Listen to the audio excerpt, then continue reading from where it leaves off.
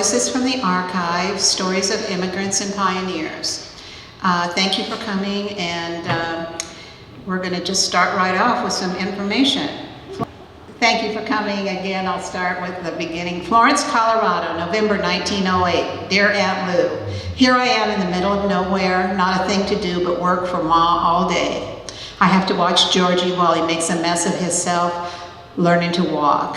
You would not know Elsie if you saw her now. She's 12 years old and big as a baby elephant. Ma says it's not nice to write that in a letter. The boys and Pa are working with stock on Mr. Gumar's place, but not the fancy horses. I hope you remember that I will be 10 on my birthday in January, and that's all now. Your favorite niece, Miss Winnie Lou Pilot. Like my grandfathers always said, never turn your back on a flame. Joe Salmon, Salmon Bottling Company in Coal Creek, Colorado, 1909.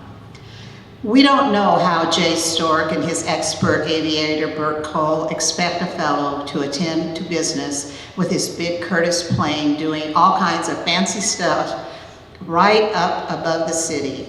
Mayor Howe must have missed several $1,000s in jewelry sales while rubbering today, to say nothing of hundreds more of us busy people. There is no use talking. A man simply can't work with an airplane buzzing around. Editor, The Florence Citizen, December 19, 1919. Voices from the Archive, Stories of Immigrants and Pioneers is the focus research project for 2021 of the Florence Historical Archive.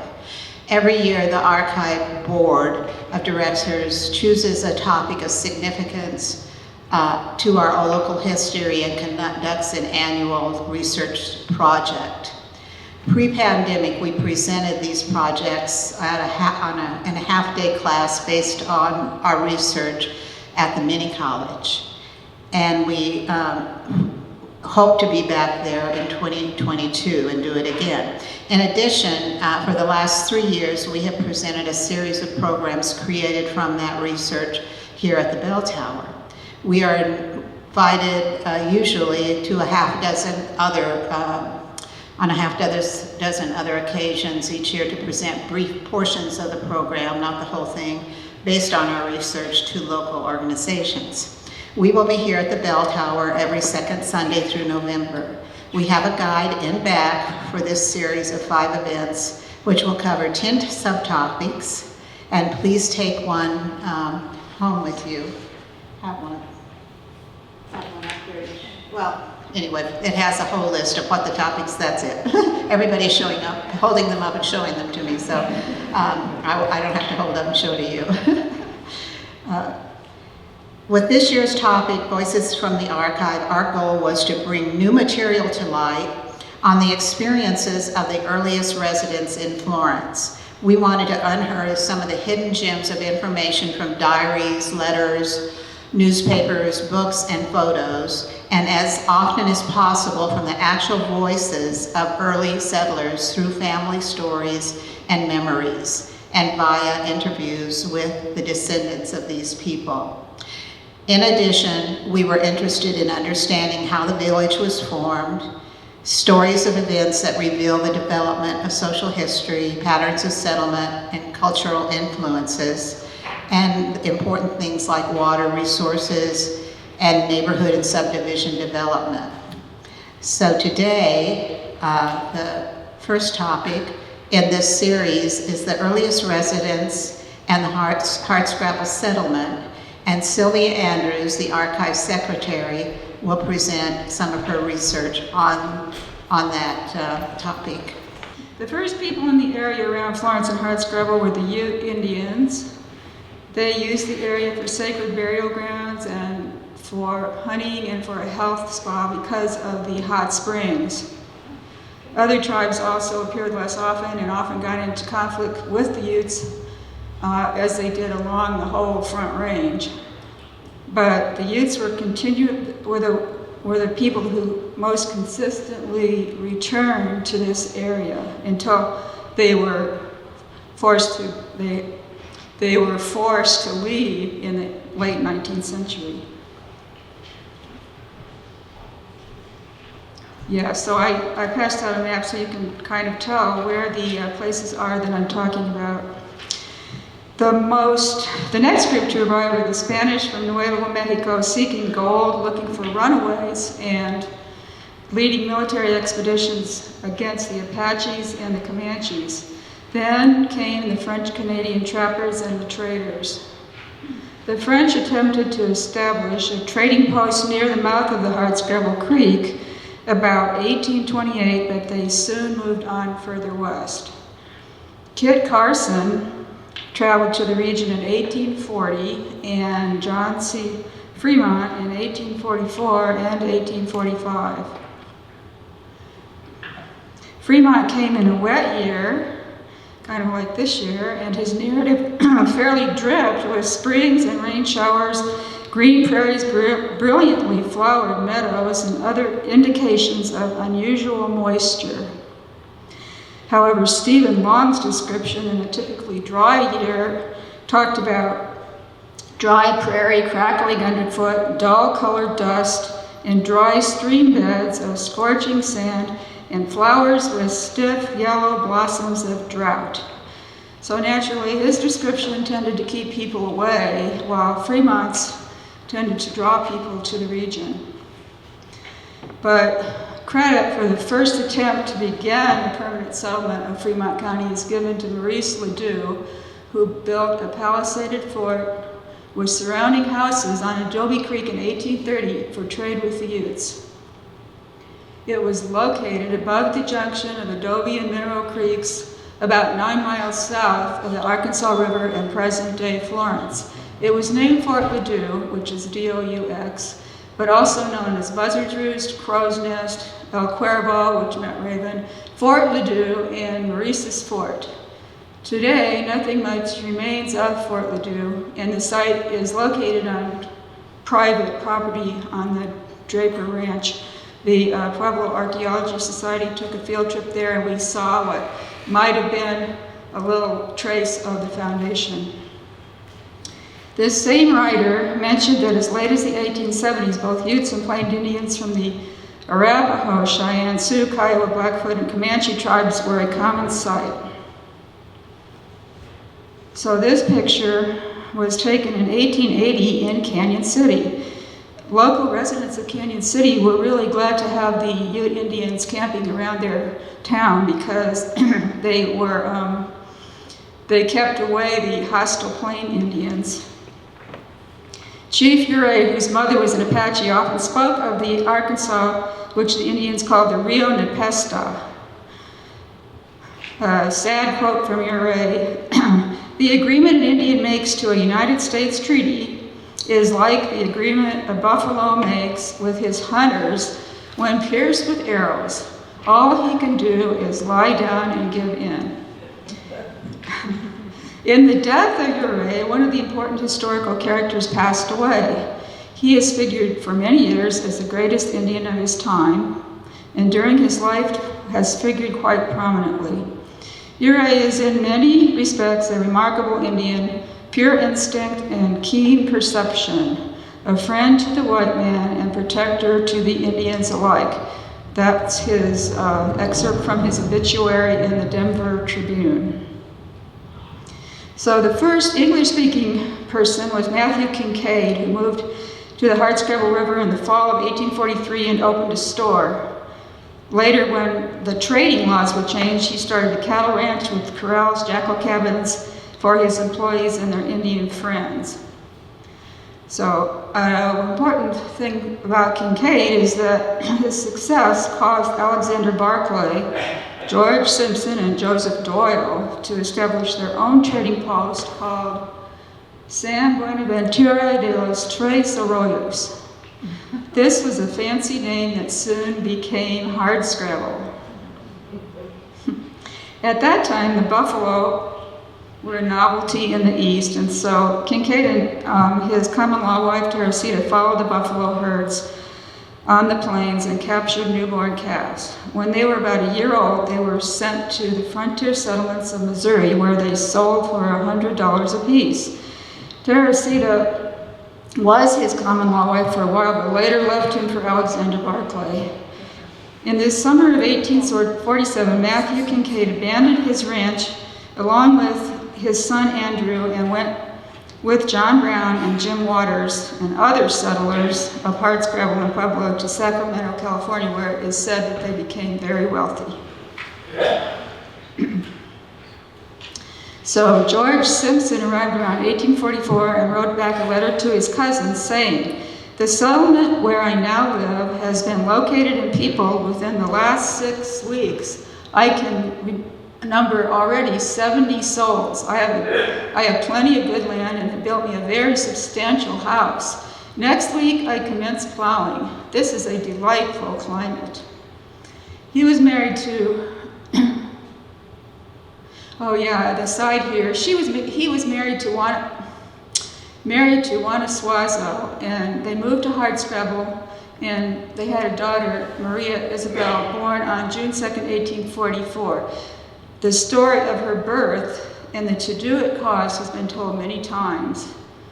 The earliest version found was in the New York World, and it soon appeared in the Denver Republican and St. Louis Dispatch.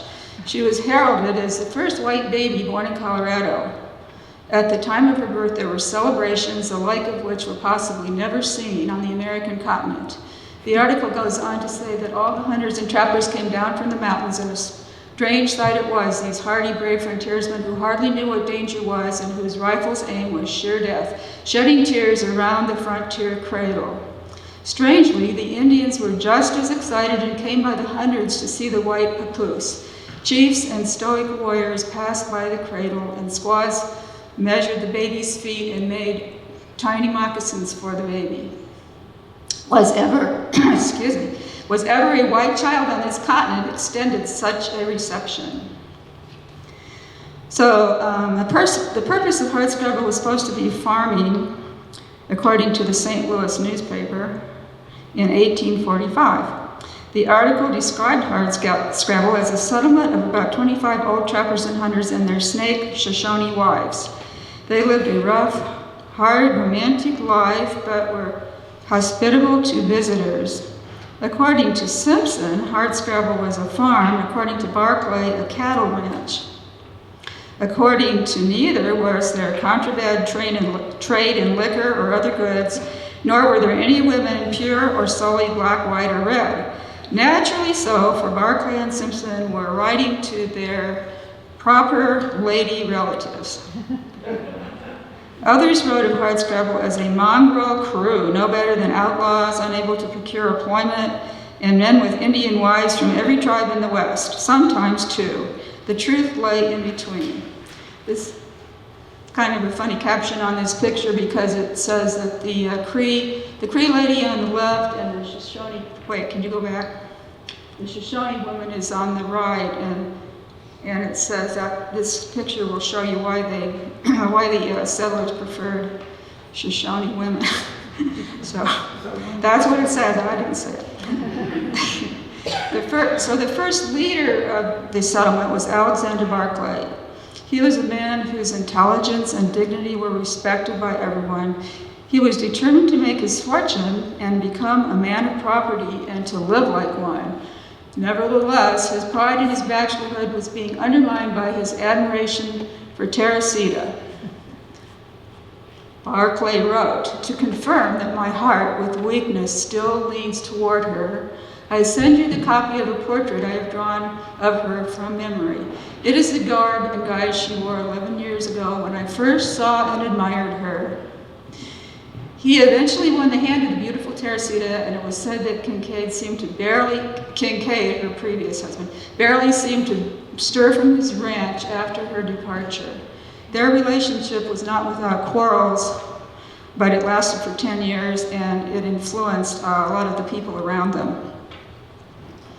So Joseph Doyle was another important man at Hardscrabble and very well known as a landowner and a generous person. Letters written by him are plain and all business and not full of the fancies and fantasies to be found in his friends' correspondence. Later, Joseph Doyle purchased 1,200 acres of land along 2 miles of the Huerfano River in 1859 and established the Doyle settlement, which you can visit. It's the school and the cemetery and the foundations are still there. Another important man at Hardscrabble was a Mexican trader and hunter, Marcelino Baca, who was strikingly handsome and over 6 feet tall. He acquired his wife in an interesting way. He was taken captive by the Pawnee near Little Platte River, and he was prepared for ritual sacrifice, which involved cutting strips of his flesh and roasting them over the fire while the Indians danced around. But lucky for him, his chief's daughter liked him, thought he was cute, and so she asked her father, can he please spare him? Marcelino was released and took his Pawnee Pocahontas for his wife. Their third daughter, Elena, was born at Hardscrabble in 1846 and later became the wife of Charlie Ottoby's son, Mariano. Ottoby's, that next one, Ottoby's. Okay. Ottoby's was a trader and trapper, and in 1853 he homesteaded a ranch near the junction of the Huerfano and Arkansas rivers, and at this time he was married to an Arapaho woman named Sycamore. So over the years he also operated a ferry across the Arkansas River, ran a saloon near Fort Reynolds, Colorado, and acted as a scout during the Indian Wars. So I was just curious to see how far I could trace Elena into the present, and I actually, with the help of, the different websites, I traced her into the 1940s.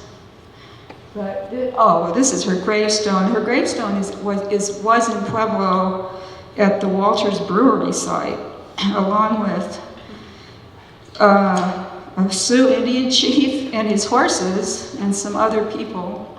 But it was moved then, to this site, and it can be seen in Pueblo. And this is the genealogy I did when I actually got her down to the 1940s. So just shows that a lot of people that were related to Native Americans are still around. And go ahead.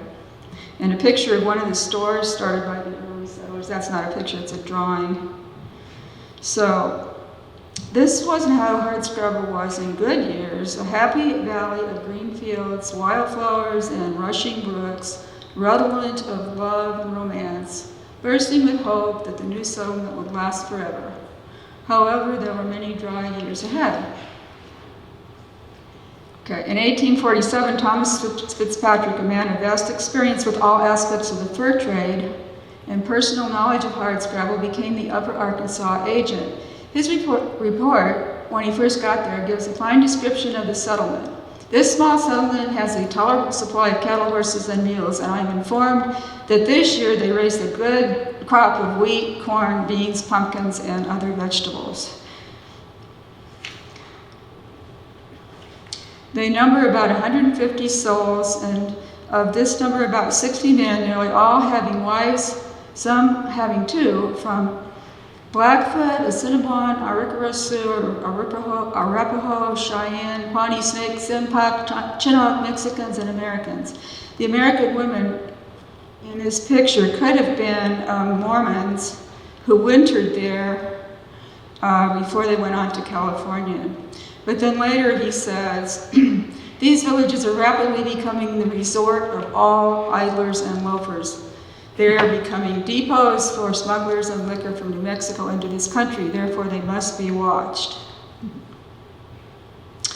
Okay, this is another interesting aside. In the later part of 1845, Luz Trujillo, she had been married to Charles Metcalf, but later she was the wife of Philippe Ledoux. She related some of her experiences at Pueblo and Hardscrabble. One was about an appalling crime committed at Hardscrabble. Candelaria was married to Tom Whittlesley, but was having an affair with La Fontaine, or at least he thought so. So one day he murdered them both and dismembered Candelaria. Sounds like Dateline. Okay, this business apparently revolted the people at Hardscrabble, and Whittlesley escaped to Pueblo. At Pueblo, murders of this kind were not so uncommon, so Pueblo was not so shocked. In fact, Jim Waters had killed Ed Tharp in a duel over a different Candelaria. However, the Hardscrabble people were apparently not too shocked because Whittlesley turned up again in Hardscrabble in 1854 with his new wife Maria among the same old Hardscrabble crowd. However, he was now known as a bad man, Thomas the Murderer. Water issues, severe weather, and decline in the animal fur trade and threats from Indian raids soon forced many of the settlers to move away. Fort Ladue was closed sometime in the late 1840s. The area was mostly abandoned when John C. Fremont passed through on his third survey expedition looking for a transcontinental railway route in late 1848. With the discovery of gold in 1849, most of the remaining settlers moved away. Lancaster Lupton was the last person to leave the Hardscrabble settlement. He and his family left for California in 1849. The Homestead Act was passed in 1862, granting 160 acres to anyone who would live on the land and make improvements. American settlers began to move west to the eligible public lands. The settlers came by covered wagon and ox teams. Most were on their way further west, but some settled near the Hardscrabble Creek because of thick, lush grasses and availability of water. Ladue took his 2 children to the Hardscrabble to live in the ruins of El Cuervo. He was virtually alone when some 59ers moved in. George Simpson returned hoping for the possibility of reorganizing his property, but he had the misfortune to break his leg and had to return to Taos. So now, Henry Burroughs was the first to record a water right from the Hardscrabble in 1860. An excerpt from 100 Years on the Hardscrabble by Mrs. Hattie Burroughs describes, or has him saying, "Before we were married, I came down to Canyon City from California Gulch to look for work. There was no work, so I decided to go south toward New Mexico just to see what was there. I had only $4 in my pocket and my rifle to keep me in something to eat. I lived mostly on meat. I landed in Taos and I met a man named Kit Carson with a big sheep ranch. I never saw so many sheep in my life. Mr. Carson said that he had been to Hardscrabble Creek to buy beaver pelts from the Indians and that it was a good country and that he thought it would make a good farm. So when I returned to Colorado, I located the area. I liked it from the time I first saw it. So my wife and I are going there now to see if we can find land to homestead. And that's his amazing barn. And also all kinds of other buildings there. In the fall, there was new growth as miners came from the mountains to winter. That winter, there were a good number around to hear old Ladue spin his tales of his experiences. Somebody moved into the house called Viceroy, moved into the house built by Baca. He seems best remembered for his skill in preparing bogus gold dust from the yellow rocks of Hardscrabble. The Hardscrabble Canyon Road was fixed up and made passable in the winter of 1872-73, and Rosita began to bloom near the source of the Hardscrabble Creek. By the time Ladue died, the Hardscrabble had become a place of quiet farms and ranches.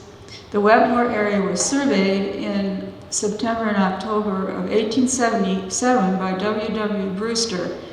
His map shows a schoolhouse, blacksmith shop, and stores in the village of Wetmore, which was then known as Greenwood Park or Hardscrabble Park. On May 13, 1871, a group of settlers organized and built the New Hope Baptist Church, northeast of present-day Wetmore. There were 110 members. Articles of incorporation were filed in 1873, and it made it the second oldest Baptist church in Colorado. The earliest known grave found in the cemetery is of Jason P. Vaughn, who was only 2 months old, 2 months and 13 days old.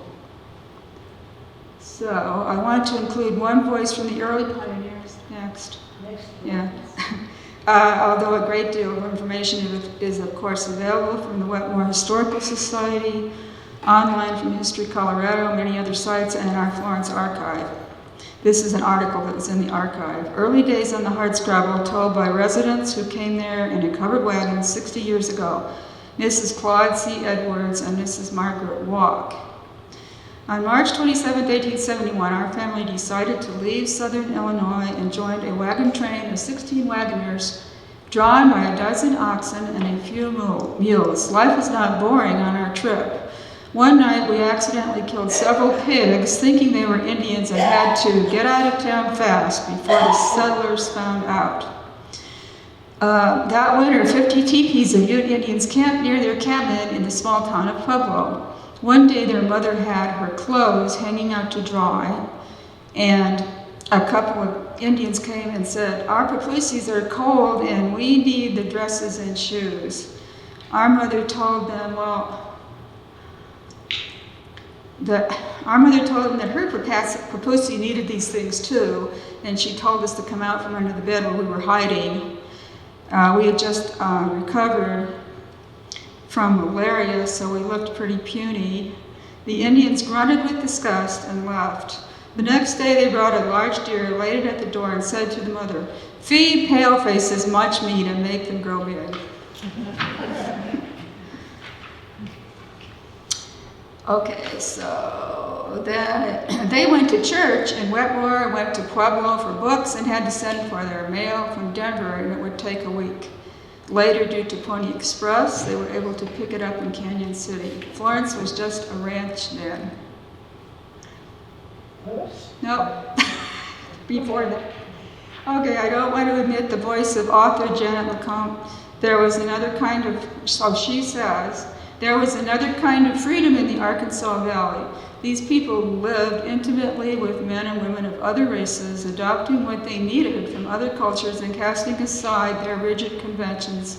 They dressed in Indian buckskins and moccasins, treated illnesses with Indian remedies, and hunted and traded like Indians. They used Mexican irrigation ditches, plows, and mules, built houses with Mexican bricks, and ate Mexican food and were married to Mexicans and Indians. They learned to speak many languages. On the Arkansas, for a few precious years, men and women of various races and backgrounds lived together and enjoyed a high degree of personal liberty. And then, last but not least, Alexander Barclay wrote at Hardscrabble in 1845, "We pass a life of sufficient though limited enjoyment. Our wants are few, and as we witness no instance of ostentation and luxury in our neighbors, we have nothing to create envy. Life was pared down to its essentials, which set the spirit free."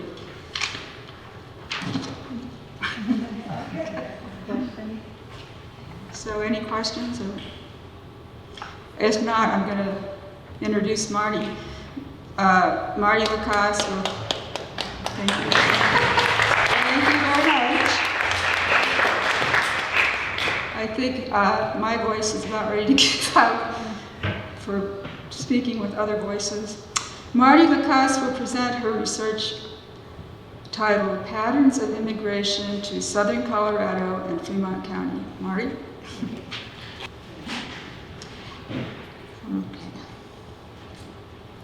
I was a privileged child. About 30 years ago, I published a magazine article that opened with those words. The basis of that privilege was not material wealth, but the wealth of grandmothers. Mine were both alive my first 30 years, and both were storytellers. Add to that 3 great-grandmothers who lived until I was a teenager and who also were happy to spin a tale. I later recognized a similar sort of privilege in my education from 5th grade through 8th grade at Rockvale School, at the hands of 2 teachers, both near the end of long careers and both daughters of immigrants. The understanding they relayed to us about our Constitution, how it worked and how in some cases it didn't work in their lives and the lives of many first-generation families around us was lifelong and profound. They were empowered in these lessons with the two best teaching tools any teacher could hope for: living examples, sometimes from their own experience, and a passion for the topic. The greatest gift of that Constitution they taught us without actually saying the word was hope.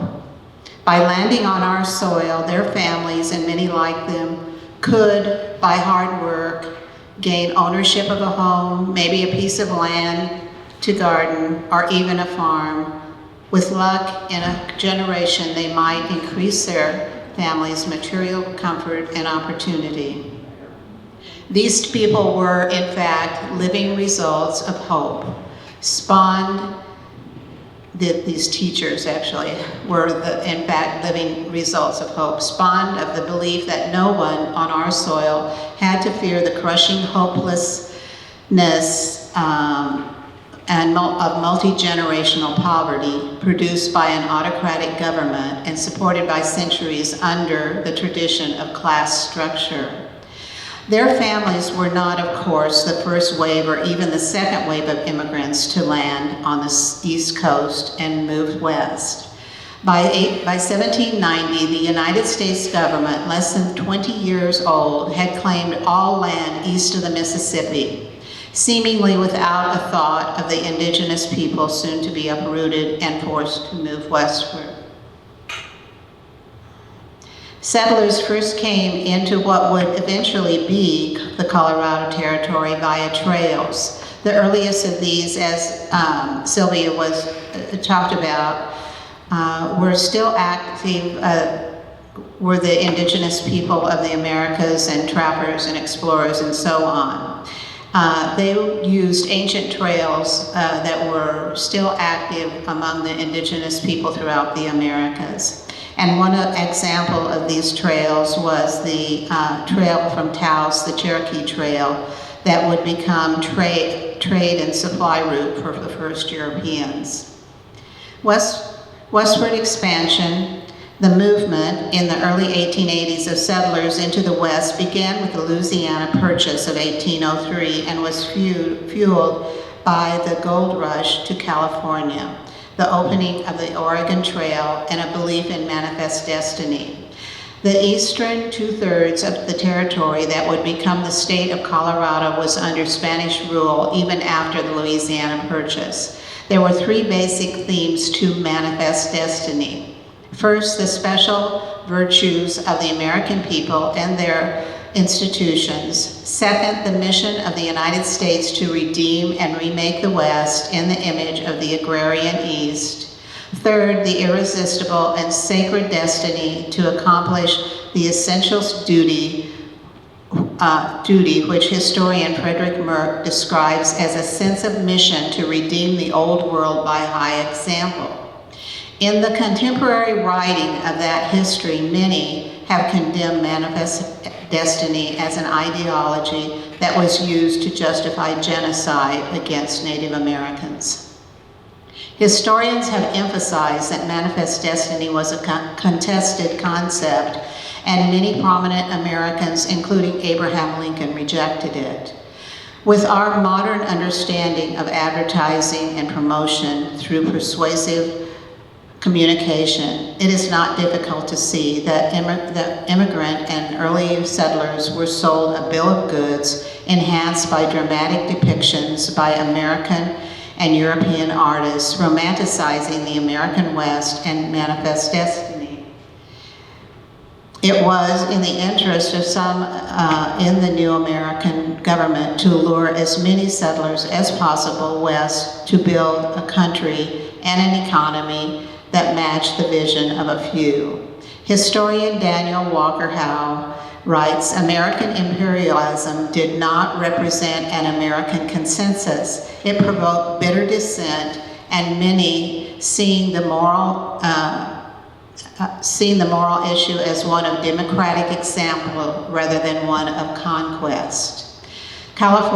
Colorado State historian William Wee wrote in Immigration to Colorado, Myth and Reality, for most of its history, the United States has been a haven for those seeking a better life and a refuge for those fleeing for their lives. Wee points out that among the proponents of immigration was President John F. Kennedy, who laid out his inclusionary vision of America in his 1958 book, A Nation of Immigrants. However, instead of working together to transcend cultural differences to achieve the ideals embodied in America's founding documents, immigrants brought with them inherited prejudices and of race and nationality.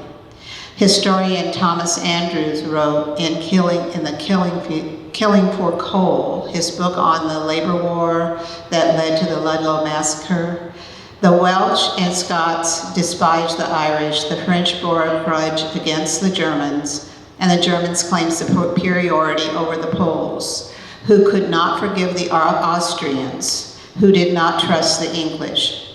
In fact, none of them trusted the English. All these groups came together in the mining districts of southern Colorado and particularly Fremont County.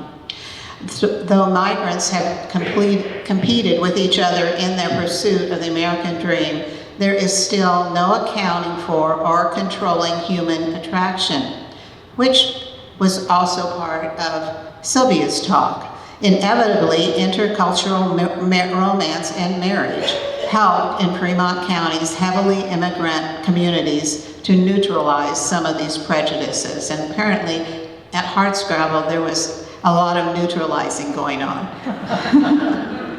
A mountainous and arid area, Colorado initially attracted few colonizers. Up through the first half of the 1800s, it was sparsely populated, inhabited mainly by Native Americans and Hispano settlers, some who descended from those left behind from the exploration of Spain's conquistadors in the early 1600s, a century and a half before the American Revolution. Beginning in the mid-1800s, the California Gold Rush, a number of events helped move the establishment and settlement of Fremont County. The territory of Jefferson, roughly following borders of what would become the eastern two-thirds of Colorado, was organized by individuals who failed to register it with the federal government. This resulted in the government annexing Jefferson into the Kansas Territory. Areas that would eventually become Fremont and Custer counties would, for a number of years, be part of an area known as Arapahoe County, Kansas Territory. The most famous trails of Western expansion, the Oregon Trail, the California Trail, and the Mormon Trail, skirted most of Colorado. However, 3 trade routes did come through Arapahoe County of the Kansas Territory and impacted the area that would eventually make up Fremont and Custer and of southern Colorado. They were the Santa Fe Trail, the Overland Trail, and the Loving Goodnight Trail. The Santa Fe Trail was the United States' first great commercial highway, scouted by a French explorer in 1792 and blazed for commercial use in 1821. It provided trade between the then western border towns of the United States and the 200-year-old settlements established first by Spain and later ruled by Mexico. The mountain branch of the trail followed the Arkansas River to Bent's Fort, then turned south to Raton Pass. The southern route, known as the Cimarron Cutoff, split from the mountain route west and Fort Dodge in the Kansas Territory and rejoined the mountain trail south of Wagon Mound. Artists and movies have romanticized the orderly single-file movement of wagon trains going west, a formation necessary crossing some terrains, but early photographers documented another perspective. Along Interstate 25, ruts and wide swaths of disturbed prairie are still visible, markings of the thousands of wagons of goods that passed along the trade route between 1920 and 1872 of the Santa Fe Trail, and of the hope of settlers who migrated with some of the traders. Some left the route at Bent's Fort and were lured by the vision of mountains in the distance and thus became residents of southern Colorado. There is a spot between Raton and Wagon Mound where I-25 stretches out as far as the eye can see, no other sign of civilization. Ruts of the mountain route of the Santa Fe Trail can be seen along the side of the interstate at this point. Every time I experience that long, empty view, I can't help, but wonder how many women caring for children, living for months in a 4-foot wide covered wagon, looked down the long trail and were disheartened and wondered at the wisdom of their choice. Due to the competition of merchants to be first to deliver their product to the markets in Santa Fe or back to Independence, progress on the Santa Fe Trail sometimes stretched laterally across the prairie, and you can see it out there when you're driving on Interstate 25. Something like that. The Overland Trail was a stagecoach and wagon trail, while portions of the route had been used by explorers and trappers since 1820. The Overland Trail was most heavily used in the 1860s as an alternative to the Oregon, California, and Mormon trails through central Wyoming. Overland Stage Company used it to haul mail and passengers to Salt Lake City, Utah via stagecoaches. Starting with Atchison, Kansas. From Atchison, Kansas, the trail descended into Colorado before looping back up to southern Wyoming and rejoining the Oregon Trail at Fort Bridger. While trails had brought a sprinkling of settlers to or near our area of Colorado for 6 decades, the 1858 to 61 Colorado Gold Rush, also known as the Pikes Peak Gold Rush, was the impetus for the colonization of Colorado. The call Pikes Peak or Bust initiated a flood into what was once deemed an uninhabitable region, mostly by young men seeking adventure and fortune. In the wake of the California Gold Rush and in the midst of the succession of the southern states, the U.S. government formed the territory of Colorado on February 28, 1861. The purpose of their doing this was to protect the area's mineral resources from the plunder of the Southern secessionists. They'd found out that there was gold here and they weren't going to share it. The third trade trail into the southern portion of the Colorado Territory was the Goodnight Loving Trail, on which in the 1860s 2 Texas cattlemen brought the first longhorn cattle to Colorado to provide beef for miners in the Cripple Creek and the Leadville mining districts. The Goodnight Loving Trail first ran to the west side of Fountain City, now known as Pueblo, from Fort Concho, Texas. Goodnight and Oliver Loving wintered a herd on the Arkansas that first year. While negotiating further delivery of longhorns and gathering information to fine-tune the route, Charles Goodnight, credited with inventing the chuck wagon to better feed his drovers, established his Rock Canyon Ranch at about the same location a couple of years later, below the bluffs just west of Goodnight Avenue and south of the river. He ran his cattle on all of the Huervacillo Nolan land grant and had line camps in the area, including one in Babcock Hole at Wetmore. Oliver Loving tragically died as the result of wounds received in the Comanche attack in New Mexico as he scouted alone ahead of the herd on an early drive. In 1868, Goodnight contracted with the Union Pacific to extend the Goodnight Loving Trail from the Arkansas River to the Union railhead at Cheyenne, Wyoming, and also straightened the route at the same time so that it, from that point, pretty much missed Pueblo. The beautiful stone Goodnight Barn, considered an architectural treasure and recently restored, was built on Rock Canyon Ranch during the winter of 1870 by cowboys wintering there. Western artist Burl Goodnight, a native Coloradoan, has a gallery in Mancos. She is best known for monumental-sized sculptures of women and horses with a Western theme. This sculpture is called No Turning Back, and it hails back to what I was talking about, the women going west. I could always be over it.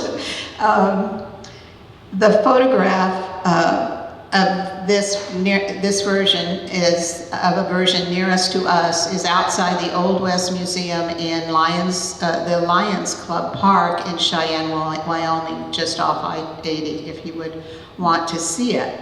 And I think that you should, because I love the concept, not just of the piece and its title, but also I'm fond of it because the model is my daughter, Jessica, whom some of you know. With the completion of the Transcontinental Railroad and the development of connecting lines and spurs, a new era in immigration travel was born, and traffic on the trails shifted largely to railroads in the mid-1870s.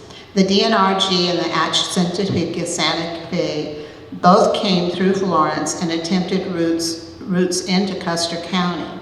General Palmer, the father of Colorado Springs and founder of the Denver and Rio Grande, was also a significant player in the establishment of Colorado Fuel and Iron in Pueblo. In 1872, he brought the railroad to what would become Florence in order to connect its rich coal fields with Pueblo and the oil with eastern markets. By 1891, the Florence rail yard was a very busy place. The arrival of the railroad brought a different sort of immigrant to the area. The railroads provided a comparatively cheap and fast way for people to go beyond the 100th meridian to Colorado. It was also built by immigrants, mainly Chinese, who worked on the Central Pacific and the Irish who worked on the Union Pacific. Particularly important in Fremont County was the expansion of the capacity of mine owners and promoters to transport coal, which rapidly increased the demand for workers, rapidly increased the population of Fremont County. By 1870, foreign-born immigrants constituted 16% of Colorado's population. For many, westward migration was a two-stage process. First, they migrated from the East Coast to the Midwest, and then they migrated again to the interior West. They were welcomed in labor-starved Colorado by Edward M. McCook, the Colorado Territorial Governor. He appreciated the importance of immigrants, and he knew that they would play a part in moving the territory to statehood. He considered them the solution to a chronic labor problem or labor shortage already impacting the young territory. He cited letters he had received from 2 German colonies containing over 200 families each, and from one containing 40 families inquiring about agricultural resources of the territory. One of these inquiries resulted in the German colony in the Wet Mountain Valley. I'm suspecting that one of them also, the smaller group, may have resulted in a colony upriver in western Fremont County. The 1870 census shows us that the majority of new settlers living in Colorado Territory were American citizens, offsprings of immigrants who had settled in nearby Midwestern states as a part of the earlier wave of immigration. Fremont County followed the national pattern, and in a 13-page section of that 1870 census representing southeastern Fremont, and northeastern Custer counties, our area, we see only 28 individuals who were not born in one of the states of the United States out of 483 names listed. Of the over 39,000 Coloradoans enumerated in the 1870 census, 23% had foreign-born parents. It seems to me, I had always suspected that that number was much bigger, but not in 1870. What happened between 1870 and 1880 changed that topic. Most of the migrants to Colorado Territory were young men from nearby Midwest states, as I said, with significant numbers also migrating from as far away as New York and Pennsylvania. Most of those were descendants of immigrants. Because of proximity, Midwestern descendants of immigrants were best able to take advantage of opportunities afforded by Colorado. From 1870 to 1880, Fremont County experienced a population explosion of 345%. This coincided with and reflects the arrival of the railroad and the opening of the coal mines. A variety of factors led to immigration to Colorado. The national narrative emphasizes the search for freedom that brought early colonists to America. This is reflected in the 1860 U.S. Census that described immigrants as those impelled to seek a refuge from the persecution of religious bigotry and political exclusion at home. A more important reason for the majority of immigrants who came to Colorado was poverty, and that was probably more important moving in the later 1870s and up to the 1880s. Many were driven from their homeland because of an unfavorable land-to-people ratio. Population growth was a driving factor. At the beginning of the 1800s, there were about 900 million inhabitants on the earth. Within a century, that number had climbed to 1.6 billion. The grim reality in many areas of the world was that there were now too many people on too little land to support them, a situation exacerbated by adverse weather patterns resulting in crop failure. For those wishing to escape this precarious existence or to live at something better than a subsistence lifestyle, the solution was to become an economic immigrant. Many Germans voluntarily came to America in search of a materially better life and settled in Colorado's farm country. This vision of plentiful land was encouraged by the 1862 Homestead Act signed by President Abraham Lincoln to stimulate Western migration by providing settlers 160 acres of public land. With this incentive, immigrants came in droves. In 1880, immigrants represented only 13% of the national population, but they represented 23% of those who settled in the American West. The 1885 census of Fremont County shows a matching leap in foreign-born residents 12 years after the opening of the coal mines to match these national percentages. Another sizable group to migrate to the U.S. were those with an even more serious problem than poverty. It was a matter of life and death. The best known were the Irish, who fled rural areas because of the potato famine.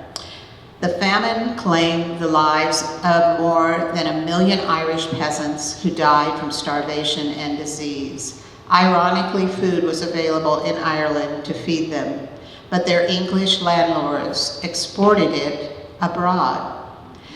In the first half of the 1800s, some 3 million immigrated to America. I'm going to tell you a story. I probably don't have time, but The story about the American girl goes into an Irish pub. That was me about 10 years ago on a writing retreat in Ireland near Shannon. And I went into an Irish pub to prepare for that night's evening's meeting with the rest of the writers and the writers group I was with. And there were 3 guys at the bar who just could not resist having a little conversation with me while they had their pint. And one of them said to me, well, you know, the Irish potato famine, that's a hoax. And I went like, okay, I don't see how you can say that with all the deaths that occurred. But he said, what he did say was, he asked me this question: how could these people die of starvation when there were pigs and cows and chickens and other kinds of crops besides potatoes? How did that happen? And I'd already dismissed him as a conspiracy theorist at that point, and it took me literally, and I literally did not understand that question until I started researching this paper. I did not know that the food, that other food that he talked about that should have been there, was not there because it was taken away and exported by the government, the British landlords.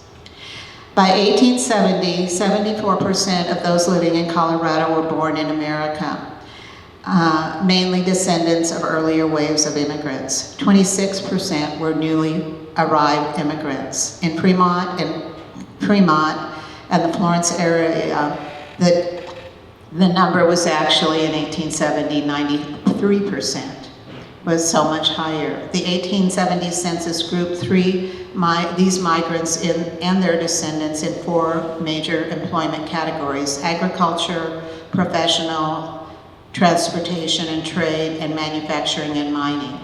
Most were engaged in some sort of physical labor. Agriculture laborers were 41% and miners 46%.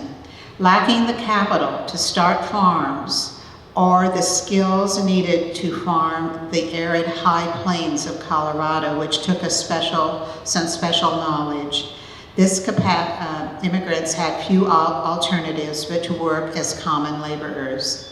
In this capacity, they played a significant role in developing the territory's economy, doing the work necessary to make it a wealth-producing area and building the infrastructure necessary to make the area accessible to the rest of the nation. Statehood was a numbers game for the Rocky Mountain West, and Colorado was the clear winner. Attaining statehood took years, sometimes decades, before other neighboring mountain states. For instance, we got statehood in 1876. Arizona and New Mexico, with essentially the same landmass and minerals and almost the same climate, did not get statehood until 1912. Immigrants arrived at a crucial moment in Colorado's history to provide the numbers needed for Colorado to become a state. Jerome Chaffee, territorial representative from Colorado in Congress, was able to push through the enabling act for statehood only because he convinced his congressional colleagues that the territory had the required 150,000 people in 1875. In 1870, according to the census, Colorado's population stood at less than 40,000. By 1880, the population had increased almost 5 times, over 190,000 people. 20% of that number were first-generation immigrants, making the most populous as well as the most prosperous mountain state. Fremont County was clearly a contributor to that growth, with a leap in population of over 345% between 1870 and 1880. Colorado became the nation's 38th state on August 1st, 1876. A little known fact about Charles Goodnight is that he, along with his wife Mary Ann, began in 1878 to protect a herd of buffaloes on their ranch in the Palo Duro Canyon of West Texas. Got a runny nose up here, excuse me. Mary Ann had always felt that life in southern Colorado was less civilized than that of Texas. After 12 years on the Rock Canyon Ranch outside of Pueblo on the Arkansas, 2 accused outlaws were lynched one night from a telegraph pole on the west side of Pueblo near the ranch. Charles purportedly tried to soothe Mary Ann's shock a bit clumsily by saying, "But dear, I don't believe the telegraph was damaged." Shortly after they moved back to Texas.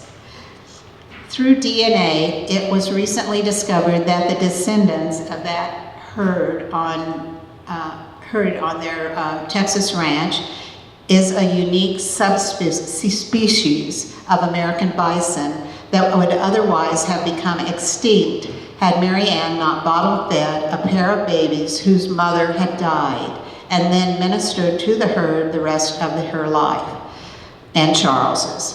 Charles, retired Texas Ranger, visionary, ex-trail boss, the real-life person on whom the main character of Lonesome Dove purportedly was based, probably put up with a little pushback from the cowboys on the ranch when their job became in part nursemaid to a herd of bison. So much of our history, that of Colorado, the Rocky Mountain West, Eastern Fremont County, has teetered on extinction of one kind or another, prevented by immigrants, pioneers, their descendants, whose vision, born of compassion and the courage to take a chance, along with a certain trust in the future, has held us back from the brink here in Fremont County. Thank you. Do you have any questions?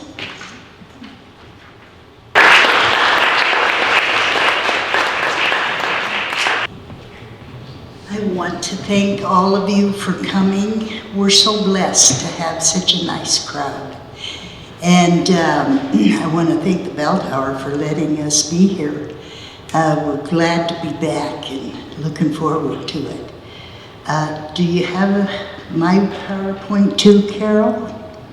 Mel's, I'm sorry, my name is Dorothy Kuhl. I'm just representing Mel Benham. She was supposed to give the closing, so I'm stepping in for her. Keep going. When we first started the archives, I gotta tell you where we used to meet. Peg is sitting there. You know, our archives today are based on Carol Fox's collection of history. And she was forever trying to push us along, you know, and we would just sit down there in the dungeon of her basement with a big, long, heavy cord for electricity, and it dropped down right over a rickety old card table. And all of us ladies sat down there, met maybe twice a week, but for sure once, and we read stories. That's where this archive has come from. We just enjoyed the stories. And she'd say, "Are you about done yet?" And we'd say, "Oh no, we've got months and months, maybe years to go." And she finally threw us out. And thank goodness, it was perfect timing. We went over to the City Hall, and you saw you're showing the signs. Good. We are right next to the police department, and all of this stuff is available to you. We could sure use help. It's a lot of fun. There is 10 of us. Would you ladies that are with the archives like to stand up and point out who you are? Carol, for one, and Marty, of course. Good. There is 10 of us, and we can always use help. We get new things in all the time, and we can use help archiving it. What? Oh, we're to the picture of the stacks. Look how we have grown. This is our basic room, and are you going to show another one? Oh, that's our basic room. And we have a, what? Okay, and there is our newspaper room. We have a huge wealth of history with newspapers. We have Bob Wood's collection. When he closed his office, he brought us his stuff. And we have a lot of the Paradox newspapers that came from my sister-in-law, who was saving them because Carol said, "Here, save these. I don't have room for them," and so she put them in her basement. But that was thanks to Carol too. What's next, Carol? I just did about. Okay, good. Okay, This is on our programs. thanks to Carol, who does all our, well, Carol and Dion does all of our computer work, and they do such a good job.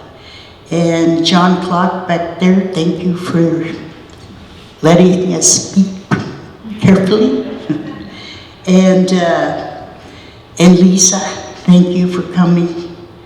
And our next program, let me give you some tips on it. And actually, I loved Sylvia's talk on hardscrabble. The man named Alexander Barclay, and Marty said, well, everybody hated the English. Alexander Barclay was a nobleman from England. He had to change his ways pretty swiftly. Anyway, the next talk is going to be me. And I'm going to talk about Jesse Fraser, the very first farmer, truly a farmer, that lived here in Florence, Colorado, when the town was called Fraserville. And his name was Jesse Fraser. And Dion, my friend Dion over here, is going to talk a lot about his personal life. And I'm going to talk about the farming because he had a huge orchard, made lots of money.